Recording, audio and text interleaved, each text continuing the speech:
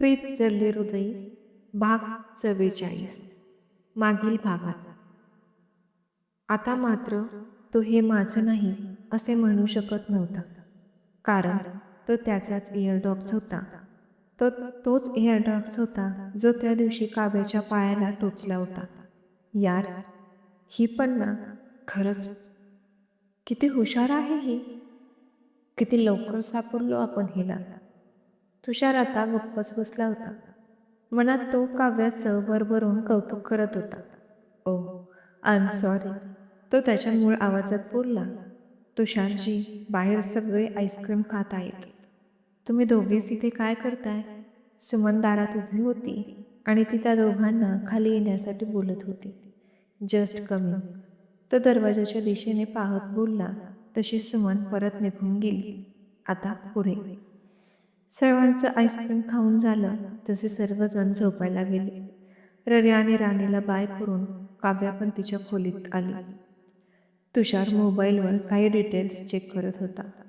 काव्याने आता त्याच्यापुढे दुर्लक्ष केलं आणि झोपून गेली. एवढ्या रात्री पण कोणी काम करतं का? त्याला काम करताना पाहून ती खट्टू झाली होती. तिने तिचं ब्लँकेट डोक्यावरून घेतलं आणि झोपून गेली. काही वेळाने तिला पुन्हा अंगावर जड पडल्यासारखं वाटलं, पण ती यावेळेस घाबरली नाही. तुषार तिच्या जवळ झोपला होता. तिने डोळे उघडून त्याच्याकडे पाहिलं आणि एक स्माईल दिली. जान, झोप आता. इट्स रिअली लेट, तो त्याच्या हाताचा विळखा घट्ट करत बोलला. तसं तिने पुन्हा डोळे बंद केले. दुसऱ्या दिवशी तुषार, काव्या, रवी आणि राणी परतीसाठी निघाली. माई राहा म्हणून फोर्स करत होत्या, पण तुषारला ऑफिसमुळे थांबता येत. सुमन, अगं ओटीचं सामान आण. माई.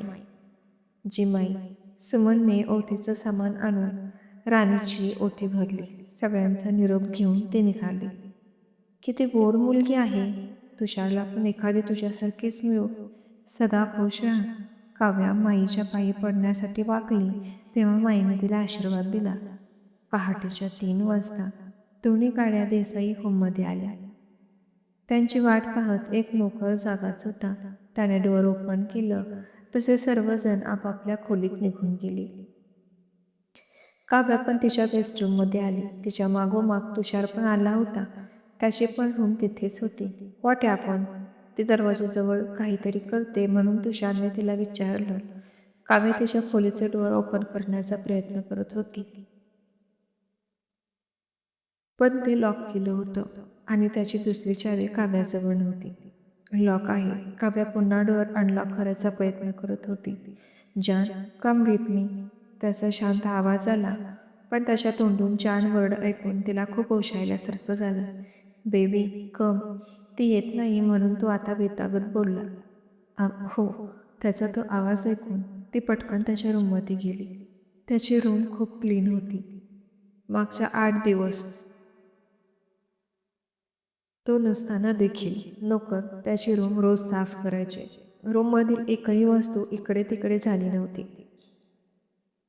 तुषार बाथरूममधून फ्रेश होऊन आला तर त्याला बेडवर काव्या झोपलेली दिसली. प्रवासामुळे ती जास्त थकली होती.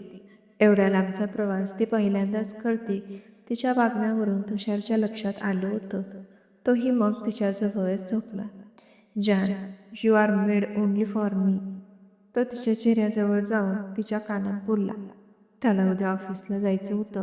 पिकनिकमुळे त्याची भरपूर कामं पेंडिंग होती. त्यामुळे त्याने तिला गुड नाईट विश केलं आणि तोही तिच्या शेजारी बेडवर झोपून गेला. सकाळी त्याला जाग आली. खिडकीतून सूर्यकिरणं डोकावली होती.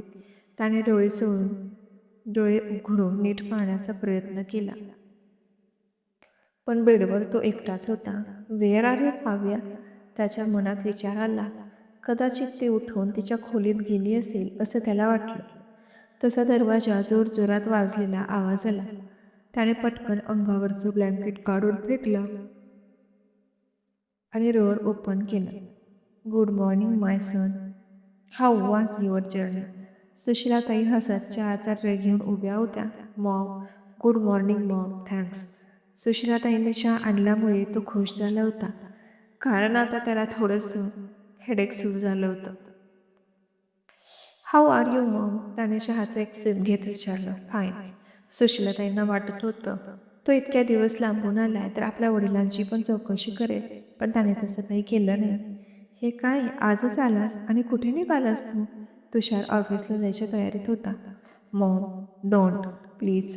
ऑफिसची खूप कामं पेंडिंग पडलीत. सगळ्या मीटिंग्स मला आज अटेंड करायच्या आहेत. तुषार तयार झाला.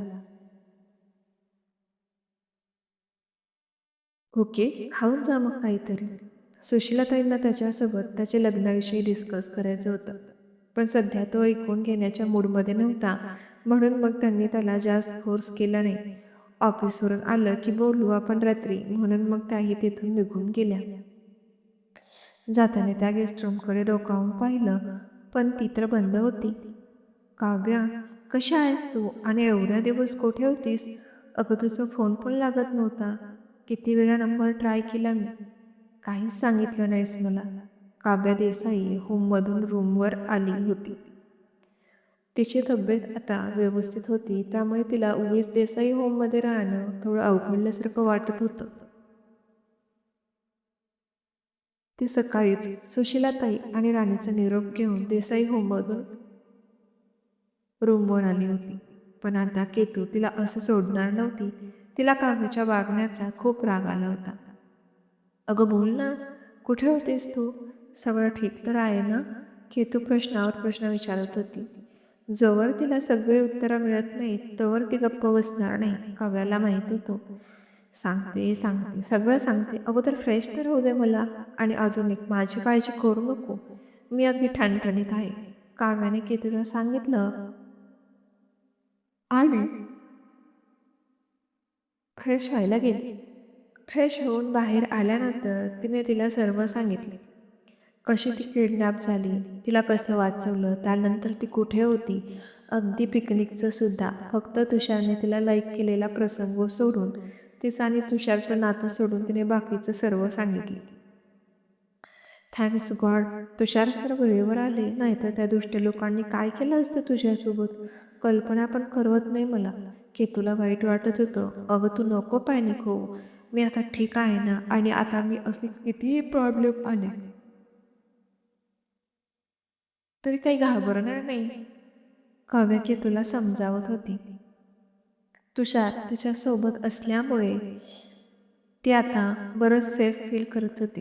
दुसरा दिवस उजळला. आजपासून तिला ऑफिस जॉईन करायचं होतं. बरं चल, मला ऑफिससाठी लेट होतंय. Kavya, okay take care, bye. Ketu म्हणाल. Bye dear. केतूला बाय करून काव्या घराबाहेर पडली. How can she behave like this? Tushar त्याच्या केबिनमध्ये त्याच्या सीटवर बसलेला होता आणि ऑफिसमधील सर्व CCTV फुटेज त्याने ओपन करून ठेवले होते.